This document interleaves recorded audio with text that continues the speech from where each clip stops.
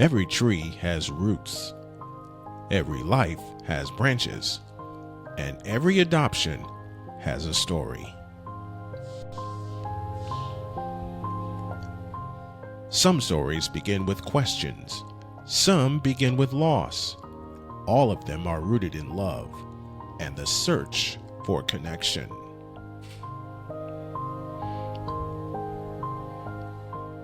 This is Janet Monroe, and this is Roots and Branches Adoption Stories, a podcast where real stories take root and grow. Because the more we share, the more we understand, and understanding helps us grow.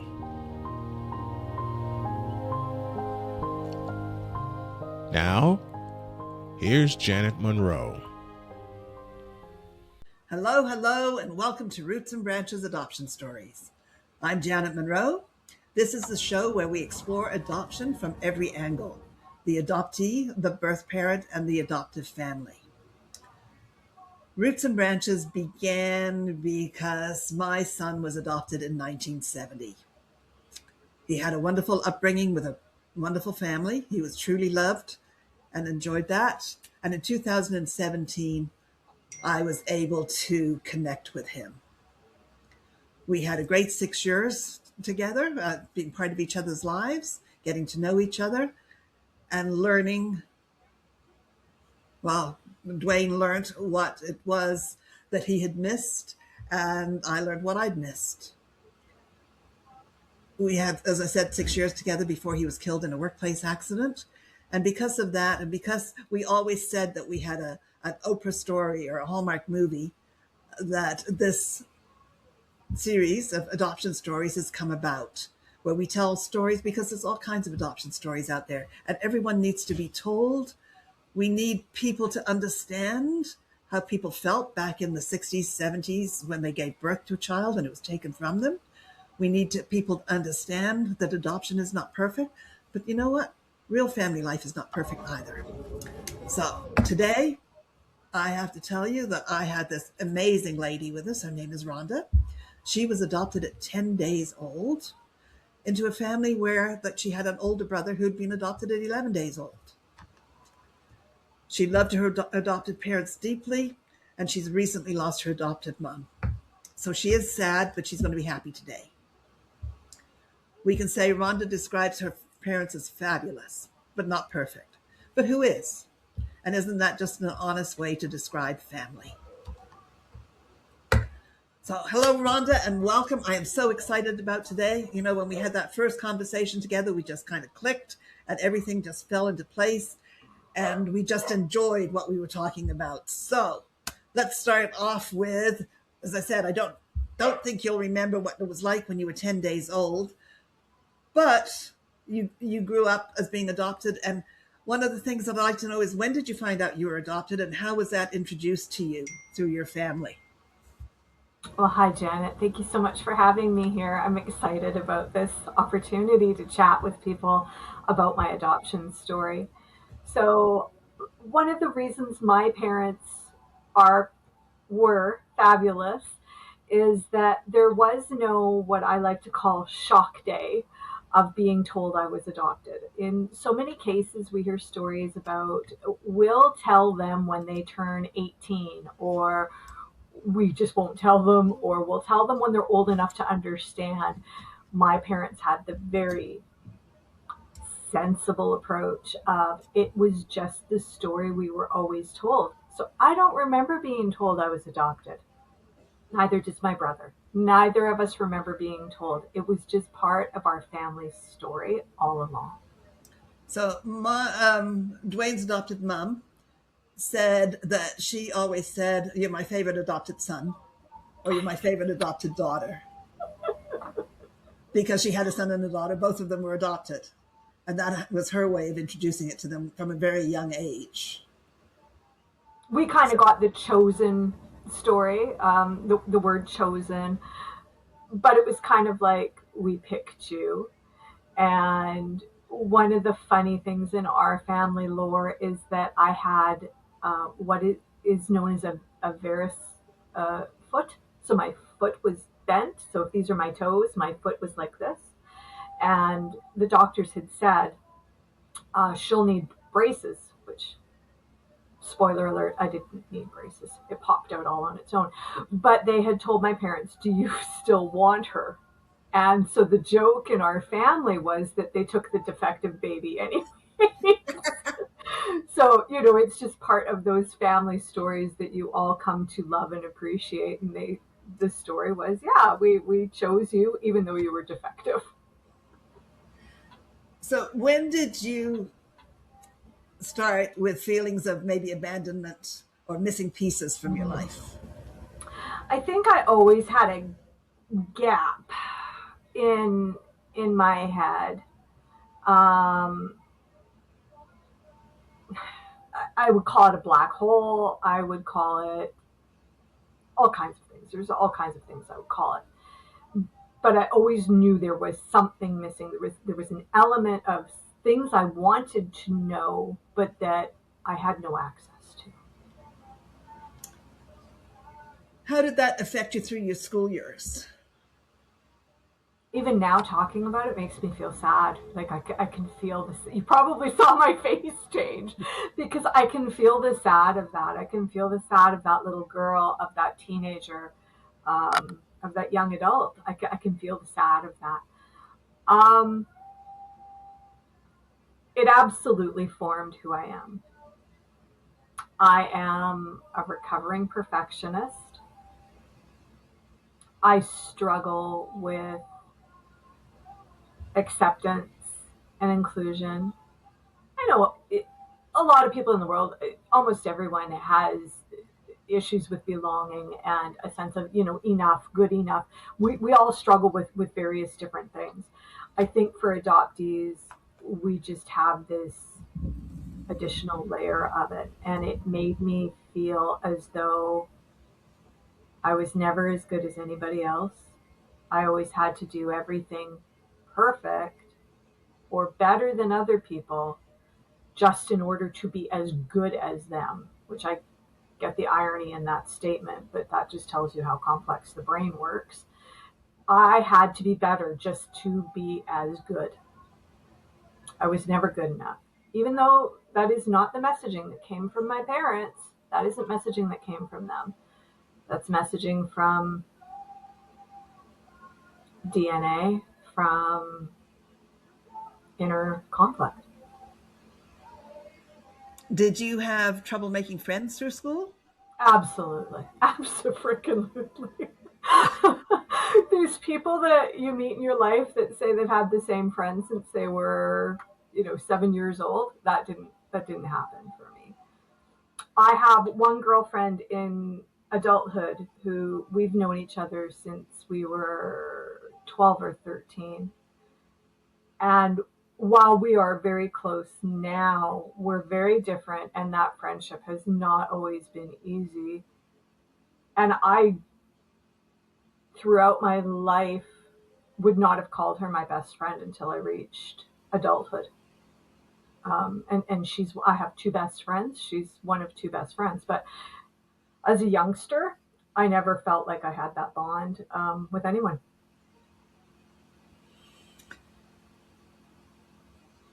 When would you say you first realized that you felt different? Always. I always felt different. I struggled with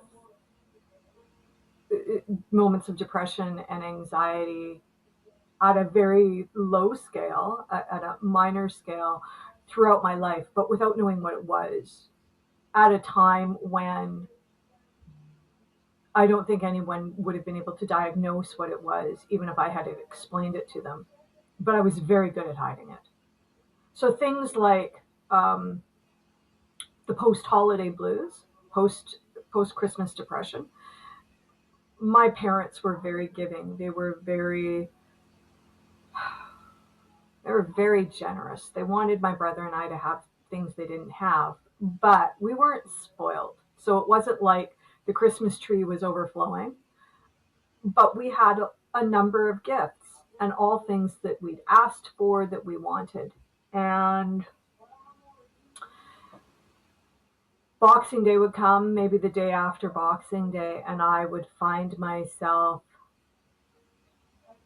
increasingly sad and unhappy and berating myself. So I can remember being 10 years old, sitting in my closet in my room, berating myself for being ungrateful because I've gotten all these great things. I don't know a lot of 10-year-olds that have the ability to reflect like that or to put self blame like that. So I think that's just an indication of the type of mindset I came out with. So my son always said that he felt different, or told me that he felt different to his parents because his interests were so different. Oh gosh, yeah. Yeah, there's a lot of that in our family. But there's a lot of similarity. Like prior to hitting record, you brought up the point of nature nurture, which I know we'll get to later. But there are so many similarities between my parents and I, so many mannerisms, beliefs, approaches. But the fact that I'm a writer, that doesn't run in my family. You know, my mom loved to read, loved it, but she couldn't write. So that was a gift I was born with that my family wanted to nurture, but also knew it was different from them. Um, I think in terms of feeling like, did I fit or didn't I fit? Um, I always felt different from everyone. It wasn't just different from my family because I understood the concept of adoption. I understood why I felt different in my family. And that made it not so weird, right? Like that made it not so bad. I feel different because I'm adopted, and that's okay. So it was okay. But feeling different in day to day life and going to school and trying to make friends, that's where it was really challenging. Did you ever kind of fight back because you were adopted? Like, did you ever decide to run away from home because that wasn't your Oh, home? yeah.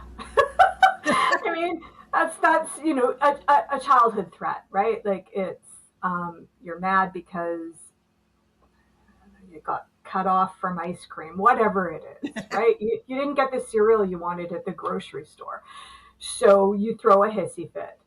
A lot of my outbursts were because my brother got things I didn't get. Because guess what? He was older. But Rhonda thought that she should get the same things as her brother got. He was 4 years older than me. But I felt like I should get the same things. He got all these things that I didn't get. And so that would lead to an outburst. It led to my parents being so fair in everything they did with the two of us. And I feel bad for that now. I understand where it comes from now, was that I was trying to make a point about fitting in and what did I matter. There were a couple of times when I yanked out a bag or a suitcase and loaded my teddy bear and my clothes in it and threatened to run away. Yeah, sure. But, that was that because I was adopted? I don't know. Was it just because I was a difficult kid? Yeah. My sister and I packed a suitcase with it and took our teddy bears, and we left home and went to the bus stop. And that was as far as we got. As you do. I don't even think I made it to the end of the driveway before my dad was like, "Hey, honey, like let's sit down and talk about this." So, I think there may have been one or two occasions when I was so angry and so intent on hurt that I may have said something like, "You're not my real parents anyways." And again, things I regret deeply now. When you're a kid, you just have an intent to hurt. You're not thinking about how that really, really hurts. I know, but there's sometimes I think when even kids today that are with their biological parents, sometimes they'll say, "I wish I was adopted," Oh, because they don't want to be yeah, with them. So yeah. it goes They both just ways, want right? something different. They want something different. I don't Yeah. like this situation. I don't like that you're the boss of me because guess what? You're the parent. So of course you're the boss of me. And so I'm going to have a reaction. And we have friends, they've got a 5-year-old little girl. They come over and visit quite regularly. And she's had some pretty major outbursts while they've been here. And it kind of makes me laugh because I'm like, um, I know you're their kid. There's no two ways about it. So you can say, you're not the boss of me. You don't get to boss me around. But yeah, they do. They're your parents. So you loved your adoptive parents, Very but then much. you still wanted to find your biological parents. What Desperately. age were you when you decided you wanted to start looking? What age did it hit you that you needed to know? I probably would have started as a toddler if I had had the skills or the tools to do so. I didn't really start doing anything about it until I hit my late teens. I'd say it was, upon graduating from high school, going to university, um, kind of that 19 to 21 ish range is when I really started getting into it. And where did that take you? So I looked at different ways of figuring it out because it's not a common thing, as you know, and certainly someone who was adopted in the same generation as your son was, how little it was spoken about in terms of government information or um, things online. These types of things, like we didn't have that. We didn't have tools. You couldn't just go and look it up online and say, hey, I'm adopted. What do I do? Um, so I floundered about a bit, and somehow I came upon a group back then that was called Missing Pieces, and I started attending meetings, and they were, once or twice a month, and we would talk about our own adoption story, where we were at and what that meant. They all knew I wanted to have more information. They were able to set me on a path of here are some options of how you can look. We talked a lot about the baby listings in the paper. So in this group, there were birth moms, there were adopted kids like me, and then there were adoptive families. And so we would all talk about these various tools that you could go and look at. And at one meeting, a woman attended and she asked me a few questions and told me she thought she knew who my birth mother was. When we confirmed that the person that she had in mind was actually my birth mom, I had given her my birth weight. I was 6 pounds and 9 ounces, and she said, "Congratulations, you were born at 3:34 a.m." And that was amazing. It was amazing to know that because it's something that kids who aren't adopted generally know, and it's not a big deal, and they don't give a crap about because why would you? But having not known for 20 odd years, knowing was amazing. The downside to this was that she felt she had a duty to not tell me who my birth mom was. She would not give me any information. What she gave me was a last name, and I coupled this with what we have here. I mean, I'm in Canada, so here in British Columbia, we have something called non-identifying information, or at least we did when I was in my 20s. And combining those two pieces of information allowed me to have some knowledge. I went to the local public library and spent 12-hour days in front of a microfiche screen trying to find my birth family through obituary listings. And it didn't result in anything other than very tired eyes. It resulted in very tired eyes. So fast forward a couple of years, I still wanted to know, but I was at university. I was doing well in my studies. I got it in my head that what I wanted was for my birth family to know that I was graduating from post-secondary. I was the first one in my immediate family to be graduating. Granted, there was only four of us, but my brother hadn't graduated from post-secondary.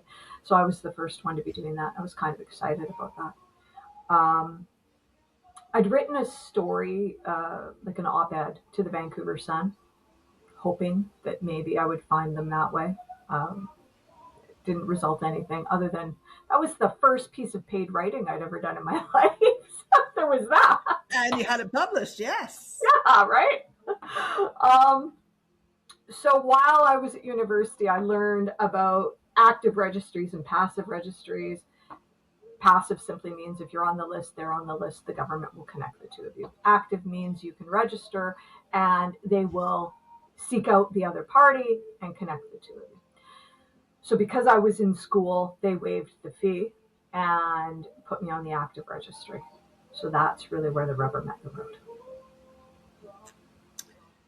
And how long did it take you to go from the active registry to actually finding what you were looking for? It was Christmas of 1992, and I got a phone call. So it was like December 27th. I got a phone call from the ministry and they said, "We found your parents. We've spoken to them. They are not comfortable at this time, but we just give us a little bit of time to talk to them. By the way, they've married each other. They're married to each other, and they still are." I think I was in shock because the concept of having siblings didn't even cross my mind. And then after I hung up the phone and agreed to wait, I realized these wouldn't be half siblings, these would be full siblings. And it was shocking, right? That was shocking. So I waited a few days. They called me back. They said they're willing to communicate by letter. They're not ready for anything else yet. I said, okay, that's cool. That's fine. I learned that they didn't have any other children. I'm it. I'm the only child they had. And so we started a letter writing process. I sent them a letter with photos, told them everything about me that I could think to tell. I mean, I'm in my early 20s. It's not like I was particularly mature about my thoughts or where I was at. I'm sure I was very arrogant and very self absorbed because I was a young adult. They sent me a letter back filled with pictures. We did this for a while. I then invited them to my graduation from university, and my birth mom attended with my aunt. So I actually have a picture somewhere in this house of me, my mom, and my birth mom. That must have been quite the day. It's pretty interesting. My mom needed to be talked down off the wall a few times. My phrase to her was, "Mom, I'm 23 years old. It's a little late for me to run away and join the circus." And from that, she kind of got it. She calmed down. My dad was ridiculously supportive throughout the whole thing. He did not feel threatened in any way. Now, that said, I am a daddy's girl. So, of course, he didn't feel threatened. My mom's and my relationship has been tumultuous, mothers and daughters, right? But I think that's just proof of the fact that she is my mom. No one else is my mom. Of course, it was tumultuous. It was tumultuous like every other mother and daughter, whether they're adopted or not. So I think she finally got the message and got over it. But I also know that when the gap came, which we'll get to, when the gap came, she was relieved. What happened between yourself and your birth parents?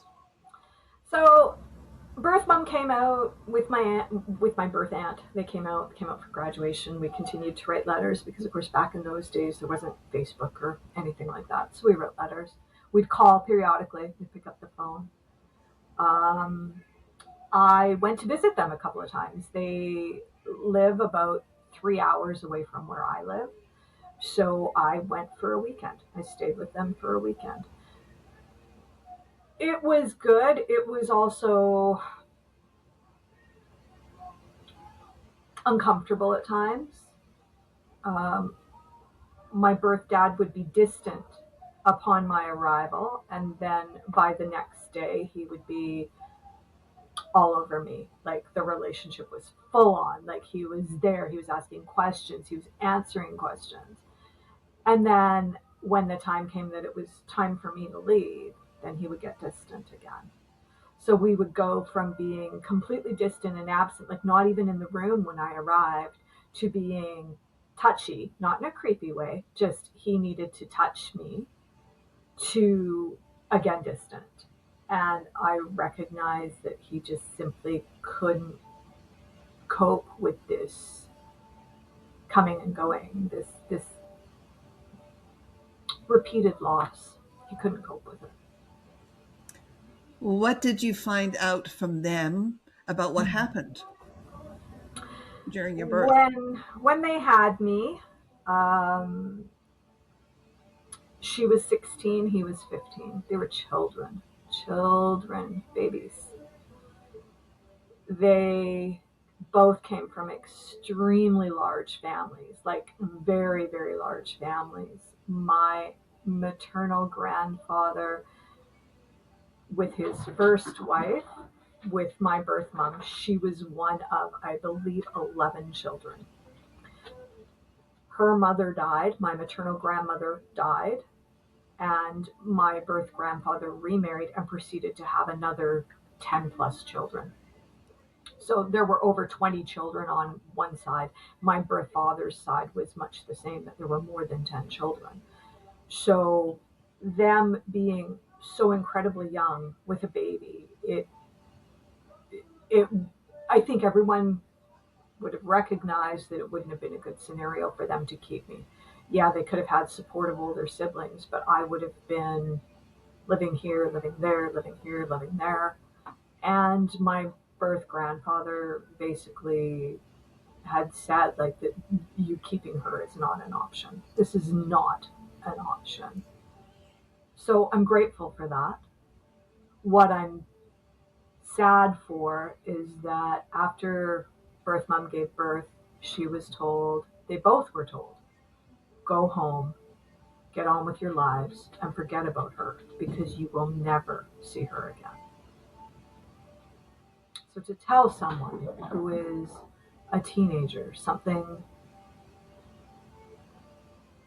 so foundationally final, so dramatic, it's no wonder that they couldn't get past it, and they couldn't. But they still married each other, They did. They did. still loved And each other. didn't have any other kids. And when I No, asked about that, I asked them about why they didn't have any other kids. And she looked at me and she said, we just thought it would happen naturally. And I sat there and I thought, what the heck does that mean? Didn't I happen naturally? Like I didn't get what it meant. And to this day, I still don't know what she meant. And at that time, so I mean, this is 30 plus years ago, at that time, she had said, well, I guess we still could. And I sat there and thought, oh, the hell no. I'm 23 years old. You think you're going to have, I don't want a full blown sibling at 23 years old. Again, being very self absorbed and making it about me. I can imagine, because I know when I gave birth to Dwayne, I was blessed in that I had the opportunity to hold him for a few minutes before they realized that he was being adopted. And I got to hold him, this beautiful 7-pound baby boy with bright red hair, because at that point I was a redhead as well. He looked just like me. And when I first spoke to him and the memories came back, I didn't realize that he'd grown. He was still a baby. Yeah. Yeah. And then I find out he has 3 grandchildren, and he has 3 children and 5 grandchildren, meaning I have the grandchildren and great grandchildren. Totally unexpected. He was on wife number 4. But you don't expect these things because things freeze in time, right? Right. And you and I spoke the first time we chatted about how my birth mom is very emotionally immature. And I couldn't quite put my finger on it at first. And then as time passed and I interacted with her more, I realized that for her, how she froze in time. So you took Dwayne and you kind of froze him as a baby and maybe extended him into some sort of young adult, but certainly not as an adult with grandchildren. My birth mom emotionally froze as a 16-year-old. And so her emotional capabilities never advanced past that. One of the things I really want adoptees to do when they find their birth parents or vice versa is just listen to the story behind it, because you never know what happened back then, the reason for it, It's and we hard. can't change what happened, No, no. but listen to how it affected the other It's party. hard. It's hard. I know that I went through so much of my life feeling shame for even existing. And that's a really frickin' heavy weight for a child to carry. So no matter how much my parents told me they loved me, it could not override this sense of shame for existing, that somehow I was responsible for my own existence and I had ruined their lives. I also have a sense in me, and whether this is true or not, we can debate, but in the course of doing some alternative therapy, I got the message that she at one point had tried to throw herself down the stairs to force a miscarriage. And I just thought, like, how horrible am I that I led another human being to thinking that that was the thing to do. I took it all on. It was all my fault. How, from talking to you, I know that you haven't seen your birth parents in quite a few years, I haven't. and that was your choice. I think you said that that was their choice Yeah. because you felt that every time you left, they felt like they were giving you away again. That was my sense. That was the sense I had picked up. I don't know why I didn't expect this conversation today to be so hard. I guess because I'm really feeling it. I'm allowing myself to feel these emotions today. So thank you to you and to the listeners and the viewers for actually, giving me the space to feel this again. So after my graduation, we continued to communicate. I continued to visit with them. I met my now ex-husband, but I met my ex-husband and we decided to get married. I invited my birth parents to our wedding. I understand now as a more mature person why that was way too much. It was way too much to ask them. But instead of saying that it was just too much, their response was, "We don't feel we know you well enough to share in that moment."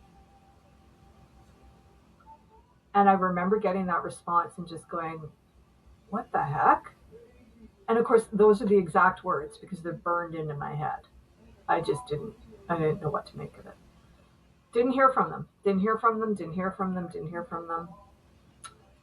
Got our professional wedding photos back. Sent them wedding photos. No reply. They just from. I guess that we got married. My ex and I got married in '98, so that would have been '99. From '99 on, I have not heard from them. I have not had a reply. So that is now 26 years. I've not heard from them. But you still connect with them by letter like you did originally. I feel that they have a right to know what's happening with me. Whether they reciprocate or not is not the issue. The issue is I feel that they have a right to know where I'm at. And so every 3 to 5 years, I send them a letter. I send them a letter and tell them what's happening. I let them know where I'm living. I give them my address, my phone number, make sure that they have methods to contact me. I tell them that I care about them. I tell them that if they need anything from me, I hope they will call me. And I send that letter to the address that I knew they lived at when I would go and visit them. Those letters are never returned, so I assume they're getting them. And that has to be good enough. It has to be okay. So this year, I'm due to write another letter. The last letter I wrote them was 3 years ago. They got a letter when my dad passed away, and I let them know my dad had passed. And then 5 years later, I wrote the letter 3 years ago. And so I'm due a letter this year, and I have to tell them my mom's gone. And I don't know what that emotion brings up in them. I don't know if they even read them. I don't know. But they don't return them. They don't get returned, so I assume they're getting That's a them. plus. Right? But they could be sitting there in a drawer unopened. I don't They know. could. I have no clue. They could sit there and read them and cry and think, gosh, I wish she'd stop sending letters, or gosh, I wish she'd send more letters, or why can't we get over this? Or maybe they don't talk about it at all. I could speculate out the wazoo. I don't have a clue. And again, I have to be okay with that. I have to be okay with what I perceive to be right for me, which is keeping them aware of where I'm at and just remove myself from the outcome and just let it be okay. Because otherwise I'll go crazy. Yeah, you just have to accept it. Yeah. What So else you gonna do? You can't change it. So you got married. Yeah. Did you have children of your own? No. No. So my ex and I got married in '98. I knew within a year that it wasn't going to work, which is hilarious because we'd been together for 5 years before we got married. So we stuck it out for a while. By year 5 of the marriage, it was good and over. I remarried in 2007 to someone I had actually met before I met my ex-husband. And we've been together just super duper happy. We did try to have a family. We were unable, which was something my dad would joke about. So my brother and his wife, they were also unable to have kids. Oh. So I joke about that and I say, isn't it funny that 2 kids who were raised by 2 people who couldn't have kids, these 2 kids now can't have kids. And to me, that is the story of what makes family. It's not necessarily about procreating. It's about what we choose and what we form. And so my brother and sister-in-law looked into the adoption option, and things didn't work out for them. So they don't have kids either. And my dad chimed in at one point, and he said, "Who better than an adopted kid to raise an adopted kid right?"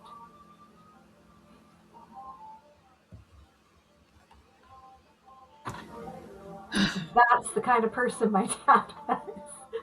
So he got it, like my dad got it, and he would often say there is nothing like having children to cause shades of gray in your life. He was a very black and white guy when he was young, like me, as a young adult. He was very black and white, and he said, yeah, there's nothing like having kids to make the world shades of gray. And he was just very very open, very thoughtful, and he knew that adoption could be an option for both of his kids, but it just never came to be. So my brother and we're the end of my dad's line, unfortunately. And are your brother and you good friends? Um, Are you close? We are very different people. We're exceptionally different. Again, nature, nurture, right? I wouldn't call us close. I adore my sister-in-law. She's amazing. She's a spectacular woman. And I think that as a group of four people, we get along really well. And since my mom has passed, my brother and I have been forced to do more things together because of the estate and, the business of death, right? We've been forced to do more things together. Right. And I think that it's benefited our relationship. I said years ago that when mom was gone, I didn't know if I'd still want to have Christmas with my brother. Um, but this past year was our first Christmas without my mom, and it was kind of nice. You know, it was good. It was We'll see good. what the future brings. Yeah, it was great. My mom was very specific about who she wanted around her. She didn't. All she wanted was family. She just wanted family. So if there were people in our lives that we would have liked to have invited to Christmas, my mom couldn't tolerate that. And now we're able to invite friends. And so this past Christmas, my brother and his wife had a friend come and join us. We had a friend come and join us. So there were six of us. And it was great. It was just it was a nice evening. No stress. None. Maybe the turkey was a bit overdone, but no family stress, no family drama. But at that time, because my mom just passed away on December 9th, so it was pretty freaking fresh on Christmas Day. So there was a lot of reflection. There was a lot of joking. We brought up my dad a lot because, losing mom meant losing daddy kind of again. So there was a lot of talk about that. A lot of talk about my sister-in-law's experience because she lost both of her parents. Both died within a year of each other, so exceptionally hard for her. So it's just a lot of reflection, a lot of insight, a lot of togetherness. Did your brother ever find his biological parents? No, no, my brother is not interested. Okay. When I got my non-identifying information, which is like a redacted pack of papers, again, I don't know how they send it now. This is how they did it in the 90s. I got this redacted set of papers. I said to my brother, "You have one of these too," and he just looked at me and no, whatever. My sister-in-law very much would like to know. When they were trying to have a family, I think they both would have benefited from some information.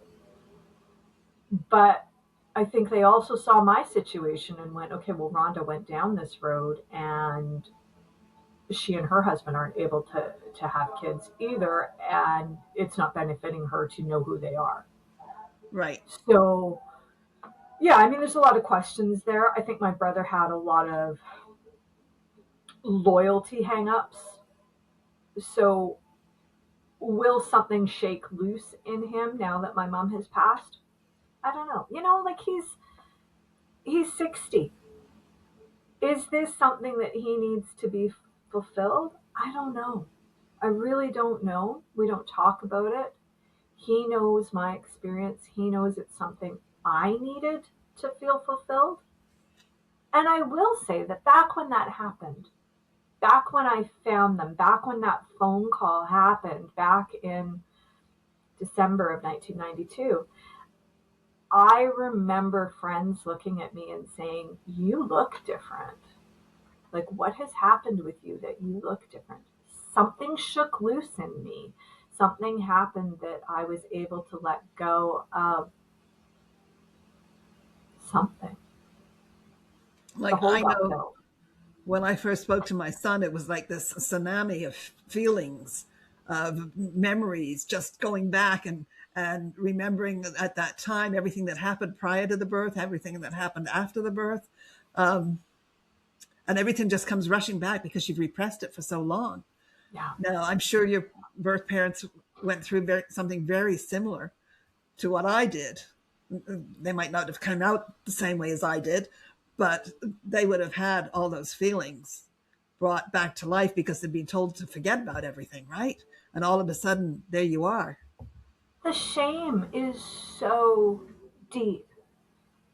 So that shame that I talked about feeling as a child, I am pretty sure that comes very naturally through the DNA from the two of them, from her carrying me in her body and feeling shame about her situation.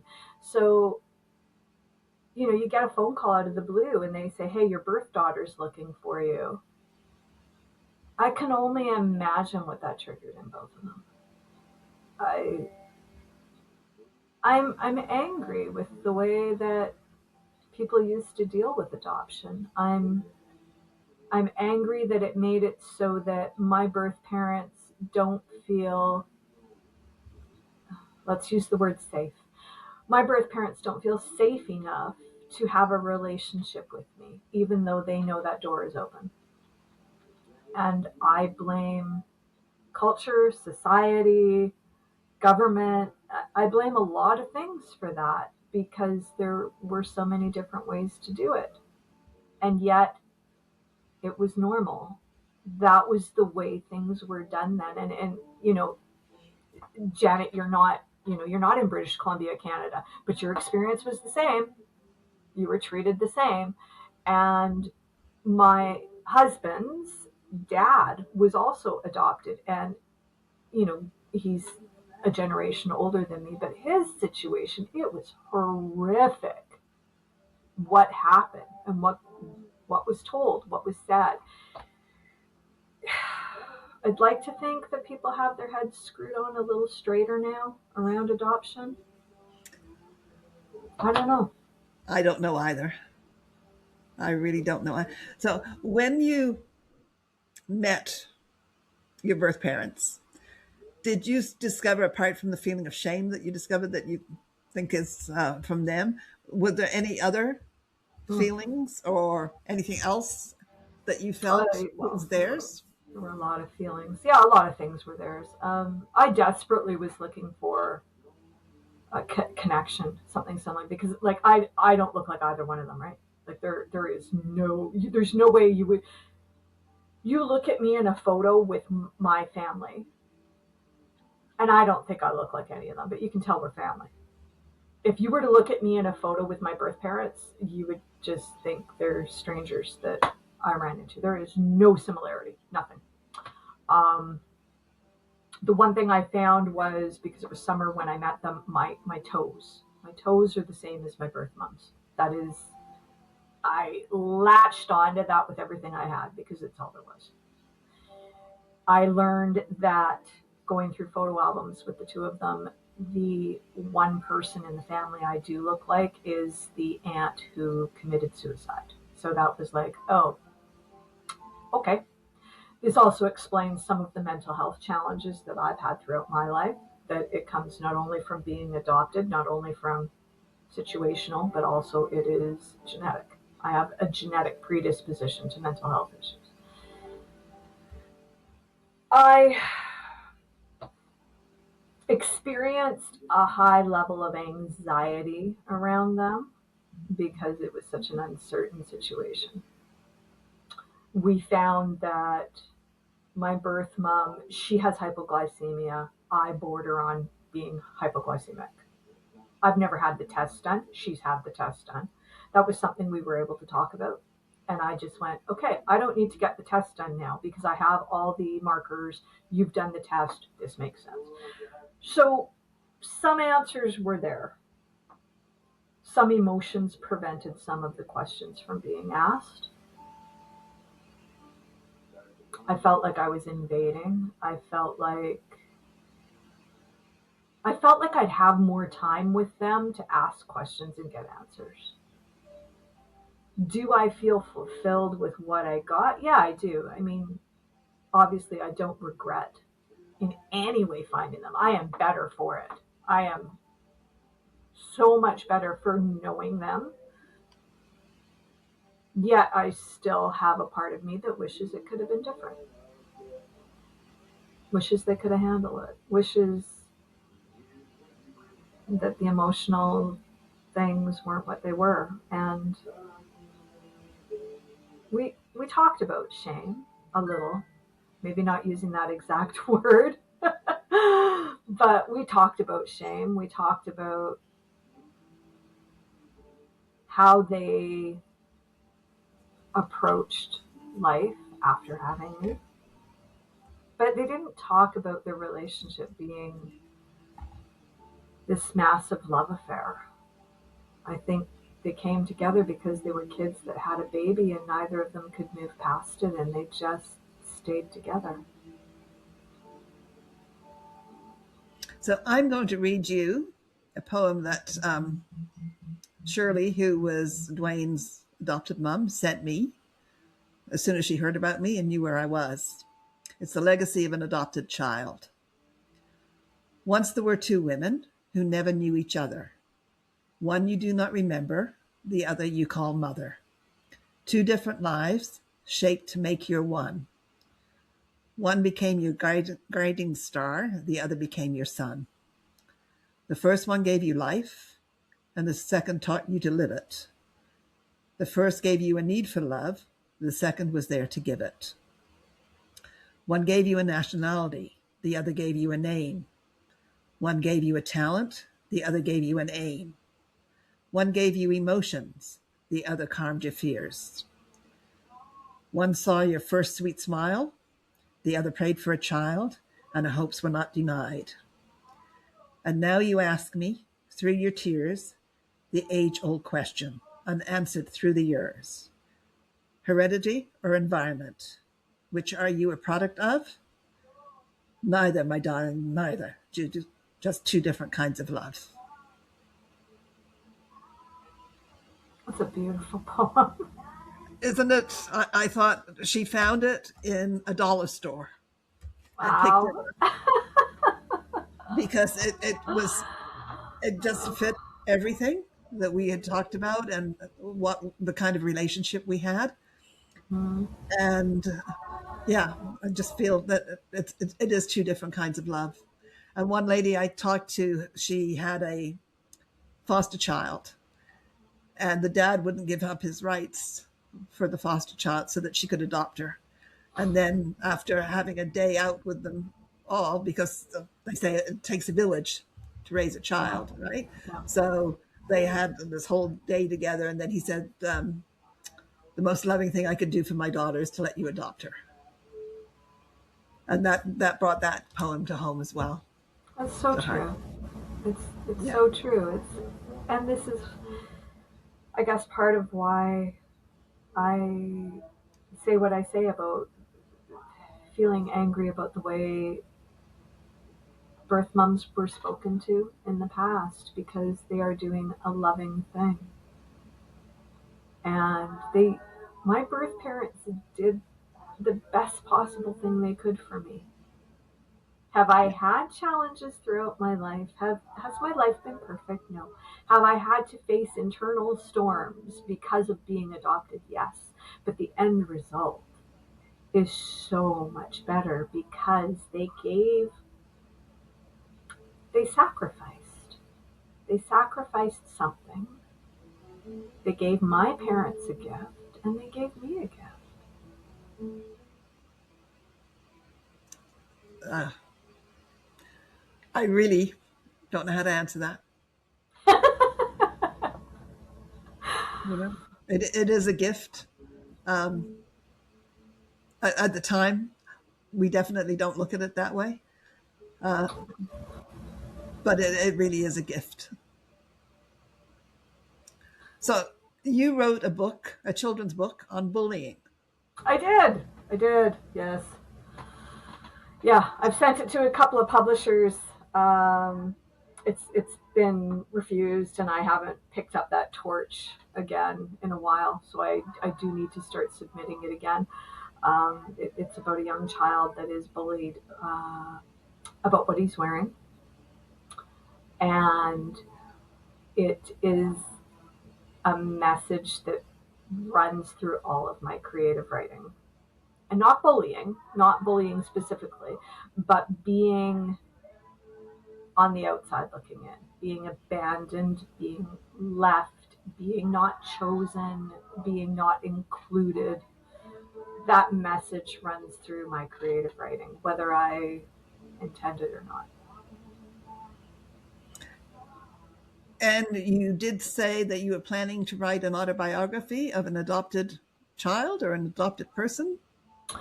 I think that adopted people in the adoption circle do run through some of my writing. Some of that, some of it's for shock effect. Some of it is just because that's the story. Um, I have written I've written a memoir that needs to be revised, and it does touch on being adopted. It's not about being adopted, but it does touch on the fact that I am adopted. And yeah, definitely there is some other creative writing in the works that has the adoption triangle in it. It's lived experience, right? And It I have is. found throughout my life, as I'm sure you have too, I have found that people are absolutely fascinated by adoption and reunion when they, well, maybe even those who are exposed to it. But when people aren't exposed to it and don't understand it, they're so curious. Like I remember my aunt asking me, not that long ago, maybe, I don't know, 10, 15 years ago, my aunt asked me, what's it like being adopted? And I looked at her and I said, I don't know. What's it like not being adopted? Right? Like I have no clue. But I found that when back in 92, when those letters were coming from my birth parents, where I was working, the people I was working with were so curious. Like they wanted to see those pictures, they wanted to read those letters. Like they, for them, it was, I guess it was like fiction, right? It was fiction. And the most interesting aspect of that is that one of the ladies I worked with was going through the process of adopting a child right in that moment. And I understood her curiosity and fascination, but everybody was. I guess it's what you don't know, right? Like I say, it's fiction. So, would you say writing is how you heal?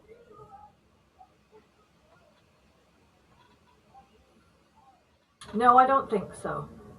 I don't think like the people that talk about journaling being good for them and expressing themselves. I hate journaling. I hate it. I won't do it. Nope. So there's no cathartism there for me. I would say that when I sit down to do creative writing and I allow myself to detach from the moment I'm in, that my subconscious will barf things out on a page that can be healing. But quite often, I don't know it's there until maybe I reread it the second time or the third time. I think I mentioned to you before, there was back when I was reading a lot of sci fi, there was a sci fi book that I had outlined and started to draft. And I did not realize until I was rereading the work, and probably for the third or fourth time, my main character was of two different races and trying to find her place, and she was looking for a home. She was looking for a house to buy, and I I didn't see it. I had no idea I had put it in there. Just thought it was a good idea. Well, thank you so much for being here today, Rhonda. I have really enjoyed this. I think we just hit it off great. And I love your input and the way you feel and the way you're able to tell your story because you are the lady with the pen, right? Or a girl with the pen. Thank you So, so much. reunion is not a fairy tale ending. Sometimes it is a mirror. Sometimes it is another goodbye. And sometimes peace doesn't come from being chosen, but from choosing yourself. If you're not an adoptee struggling after reunion, if you're a birth parent carrying silent shame, you're not alone. This is Roots and Branches, where every story matters. I'm Janet Monroe on KFred Radio, and thank you for being with us today.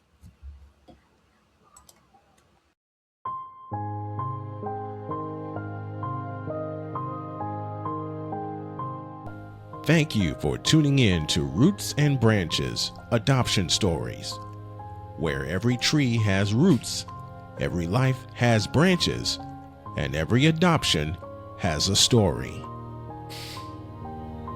Got an adoption story you want to tell?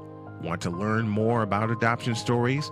Then visit rootsandbranchesadoptionstories.com.